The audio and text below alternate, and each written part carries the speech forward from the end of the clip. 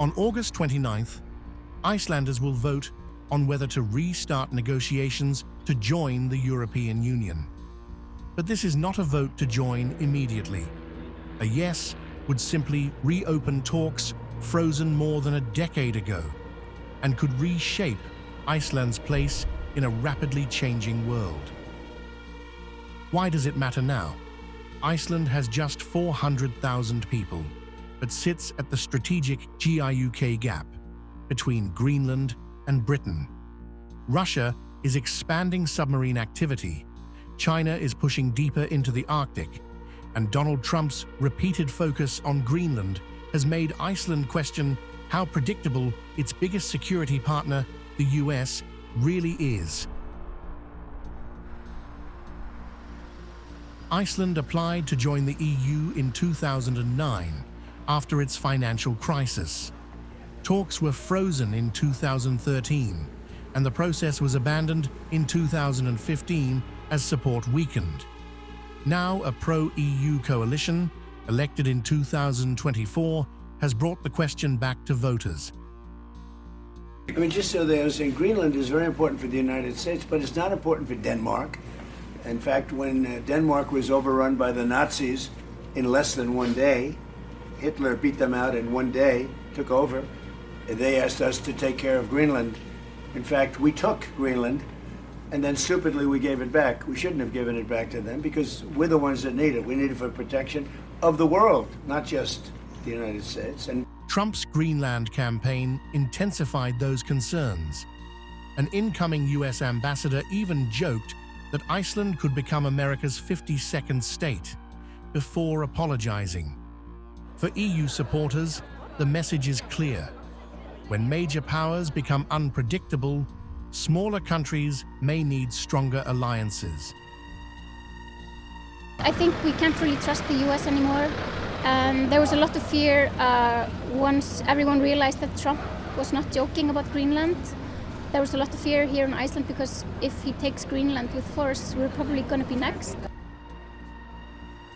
But opponents argue Iceland fought too hard for independence to surrender power to Brussels. Iceland already has access to much of Europe's single market through the European Economic Area. And then there is the biggest issue of all, fishing. Seafood accounts for roughly 40% of Iceland's exports. After the historic cod wars with Britain, control of Icelandic waters became a matter of national identity. Many fishermen fear EU membership could eventually allow other European fleets access under the common fisheries policy. But Iceland's fisheries body says it could consider membership if Reykjavik secured a permanent exemption, something with no precedent. And here is the crucial detail. A yes vote does not mean Iceland joins the EU. It only restarts negotiations. Iceland previously opened 27 of 33 negotiating chapters. Any final agreement would still need approval from all 27 EU states and another referendum in Iceland.